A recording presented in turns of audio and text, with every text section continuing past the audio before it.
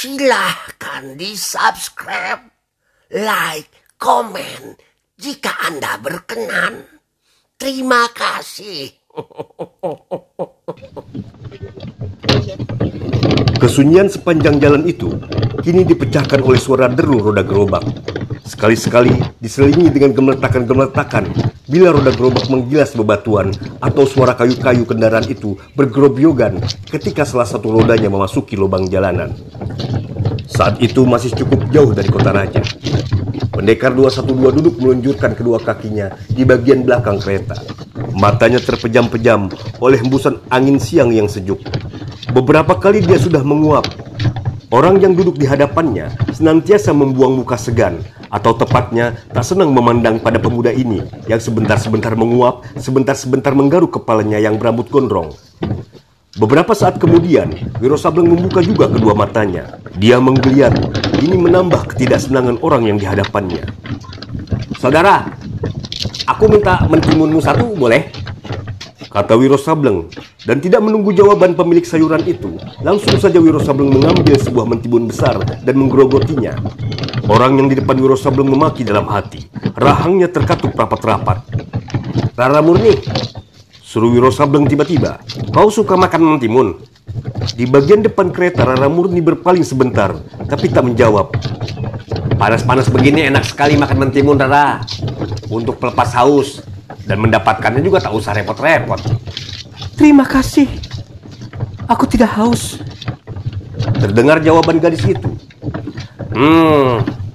Wiro Sableng menggumam dan terus juga mengunyah mentimun dalam mulutnya. Dan gerobak terus juga bergerak menempuh jalan berdebu dan berlubang serta berbatu-batu. Di bagian belakang kereta, Wiro Sableng mengusap-usap perutnya. Telah 3 butir ketimun amblas ke dalam perut itu, dan betapa asamnya tampang orang yang di hadapannya. Kini kembali Wiro Sableng memejamkan matanya. Kalau perut sudah kenyang, memang kantuk segera datang. Mendadak gerobak itu dibelokkan ke sebuah jalan buntu yang menuju sungai oleh pengemudinya. Begitu gerobak berhenti, maka terdengarlah suara Rara Murni bertanya, "Saudara, kenapa ke sini dan berhenti di sini?" Pengemudi gerobak tertawa mengekeh. Tiba-tiba tertawanya yang menjijikkan itu lenyap dan diganti dengan teriakan Rara Murni. Dan di bagian belakang kereta sendiri, petani yang duduk di hadapan Wiro Sableng tiba-tiba mencabut sebatang golok dari balik pinggang. Begitu golok tercabut keluar dari sarungnya, tanpa menunggu lebih lama, segera dibacokkan ke kepala Wiro Sableng yang saat itu masih pejamkan mata. Keenakan tidur ayam, tertiup angin sejuk sepanjang perjalanan. Satu jengkal lagi mata golok yang tajam akan membelah batok kepala pendekar 212, maka terdengarlah bentakan menggeledek. Tubuh petani yang menyerang terpental keluar gerobak.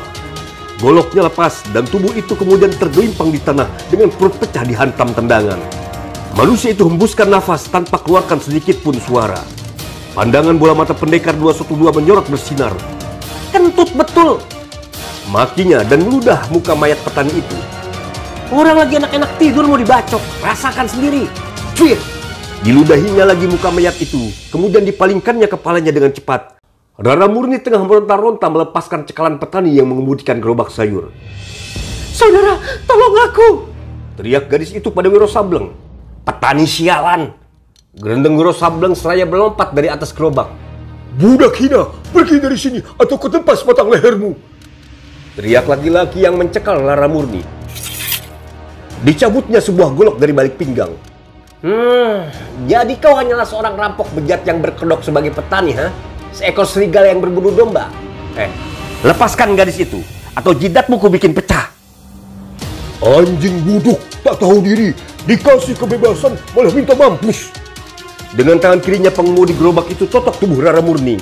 Melihat kelihayan totokan laki-laki itu, pendekar 212 segera maklum bahwa orang itu bukanlah seorang petani biasa atau pengemudi gerobak yang bodoh, tapi seorang pendekar lihai yang tengah menyamar.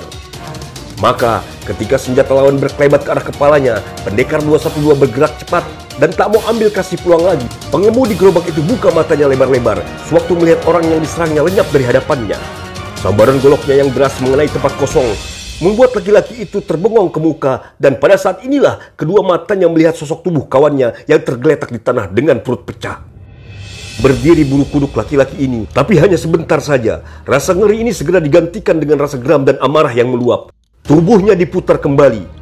Untuk kedua kalinya, berkiblatlah senjatanya menyerang Wiro Sableng. Tapi kali yang kedua ini justru adalah saat kematiannya. Senjatanya lagi-lagi menghantam angin kosong, dan sebelum dia sempat mengirimkan serangan berikutnya, maka 5 jari tangan dilihatnya berkelebat dekat sekali ke arah keningnya. Tak bisa dipapaki dengan golok, tak bisa diklit dengan kecepatan yang bagaimanapun. Telapak tangan kanan pendekar 212 mendarat di kening laki-laki itu, disusul dengan suara jerit kesakitan. Laki-laki itu terguling ke tanah, tidak sadarkan diri lagi. Kulit keningnya hitam seperti terbakar, dan di bagian tengah kulit kening itu terteralah angka 212. Laki-laki ini bernasib masih untung dari kawannya, karena pendekar 212 tidak menamatkan riwayatnya. Wiro Sableng melepaskan totokan yang mengakukan tubuh Rara Murni. "Hari ini nasibmu sial terus-terusan rupanya, Rara," kata si pemuda itu dengan senyum-senyum. Si gadis tak berkata apa-apa, mukanya masih agak pucat, dan Wiro Sableng berkata lagi, "Tapi ada untungnya juga, Rara. Gerobak ini sekarang jadi milik kita." "Ayo, kita teruskan perjalanan." Rara Murni naik kembali ke atas gerobak. Wiro Sableng mengemudikan gerobak itu. Sepanjang perjalanan, gadis itu tak habis pikir. Pemuda yang duduk di sampingnya itu bertampang gagah, tapi aneh dan lucu juga. Dan di samping itu, kehebatan yang telah disaksikan sendiri olehnya diam-diam membuat dia mengagumi si pemuda. Dan sampai saat ini, Rara Murni tidak tahu sama sekali siapa nama pemuda itu. Beberapa jauh di luar tembok kerajaan, Wiro Sableng menghentikan gerobak. Dia berpaling ke samping, lalu berkata, "Rara Murni, Pakuan sudah di depan mata. Aku mengantarkan kau hanya sampai di sini ya. Kau bawalah terus gerobak ini. Tak susah kok mengemudikannya." "Kau sendiri hendak kemana, saudara?" tanya Rara Murni heran.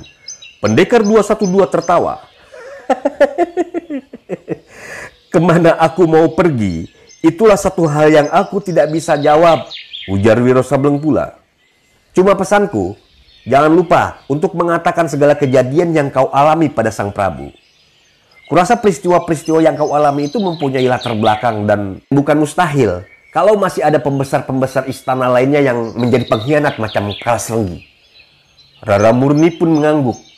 Kemudian Wiro Sableng berkata lagi, "Oh iya, dan jangan lupa mengirimkan sepasukan prajurit ke kuil di lembah Lima Naluk untuk membekuk Kalasrenggi." Rara Murni mengangguk untuk kedua kalinya. Ketika dilihatnya pemuda rambut gondrong itu memutar tubuh hendak berlalu, gadis ini cepat-cepat berkata, "Saudara, tunggu dulu." Pendekar 212 putar tubuhnya kembali. "Ada apa, Rara?" "Aku belum bilang terima kasih pada kau." Wiro Sableng goyangkan tangannya. Tak usahlah. Ini hanya kebetulan saja. Sang Prabu mungkin akan banyak bertanya tentang kau. Kurasa lebih baik kau ikut sama-sama ke istana." Terima kasih. Aku ada urusan lain, Rara," jawab Wiro Sableng. "Kalau Sang Prabu bertanya siapa namamu, bagaimana aku mesti menerangkannya?" Wiro Sableng tertawa. "Nama itu sebenarnya tidak ada arti apa-apa, Rara. Kita semua dilahirkan tidak bernama kok. Orang-orang tua kita yang memberi nama. Dan ini hanya kebiasaan saja." "Jadi, apakah kau tidak punya nama?" tanya Rara Murni pula. Wiro Sableng tertawa lagi. Namaku tidak penting, Rara. Tapi kalau kau penasaran, ingat angka-angka ini. Habis berkata begitu, ditariknya saja ujung bawah kain yang dikenakan Rara Murni. Dan dengan ujung jari tangannya, dengan mempergunakan tenaga dalam tentunya, maka dituliskannya 3 rentetan angka 212. Rara Murni memperhatikan angka itu. 212. Desisnya, diangkatnya kepalanya hendak mengatakan sesuatu pada pemuda itu. Namun dia terkejut dan tak habis heran. Si pemuda sudah tidak ada lagi di hadapannya, seakan-akan gaib lenyap di telan bumi. Rara Murni memandang berkeliling, tapi pemuda 212 tetap saja tidak kelihatan. Gadis itu menghela nafas panjang. Pemuda aneh, agak ceriwis, tapi berhati polos, kata Rara Murni dalam hati. Dicambuknya sapi-sapi penarik gerobak. Gerobak itu pun bergeraklah menuju pintu gerbang kota raja. Tentu saja Prabu Kamandaka sangat terkejut ketika mendapat keterangan dan mengetahui apa yang telah terjadi atas diri adiknya. Pasukan prajurit segera dikirim ke lembah Limanaluk. Tapi mereka datang terlambat karena saat itu pengkhianat Kalasrenggi sudah tak bernapas lagi. Mati tergantung dengan darah bercucuran dari hidung, mata, serta telinga. Raramurni sendiri secara diam-diam menyuruh beberapa orang kepercayaannya untuk mencari jejak Wiro Sableng, si pendekar kapak maut naga geni 212. Namun usaha mereka sia-sia belaka.